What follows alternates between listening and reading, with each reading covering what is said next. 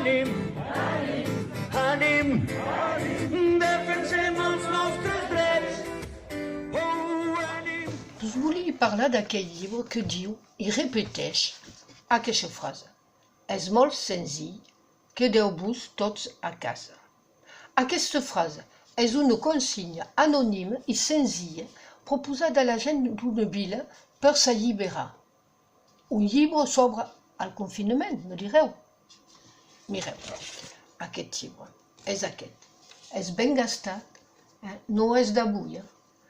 És del gran escriptor Manuel de Pedrolo. L'ha escrit en 1961. Ha sigut premi Prudenci Bertrana al 1968 i ha tingut d'esperar el 75 abans de la mort d'en Franco per arribar a les llibreries. Sí, parla d'un confinament, mais volgut i entès, pas per lluitar contra un virus, sinó que servirà a s'alliberar d'un dictador i a conquistar la llibertat sense vessament de sang. És decidit per una població d'una vila que, sense tenir de posar-se d'acord, obéeix a la consigne que floreix sobre les parets, els paperots.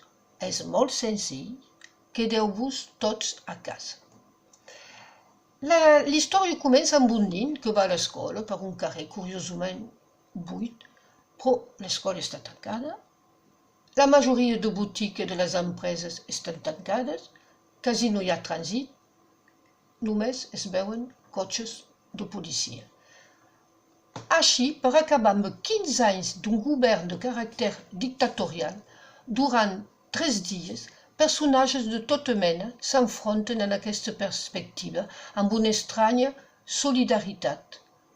L'única arma eficaç és aquesta, els carrers buits i la vida paralitzada. És utopia. Serà possible? És molt senzill, quedeu-vos tots a casa. I pensem en els presos polítics doblement confinats i amb ells no descuidem. Els carrers seran sempre nostres. Trobareu la nova edició de Acte de violència a la llibreria catalana. Bona lectura. Ànim, ànim, omplirem tots els carrers. En diuen justícia d'aquesta brutícia.